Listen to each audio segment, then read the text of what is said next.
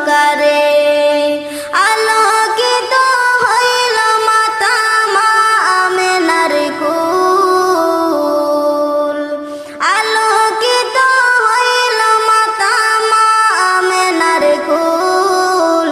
সকল নবী হইতে শ্রেষ্ঠ আখেরি রাসূল, তুমি কোন বাগানের ফুল। দু জাহানের বাদশা নবী পাইয়া সুখবর,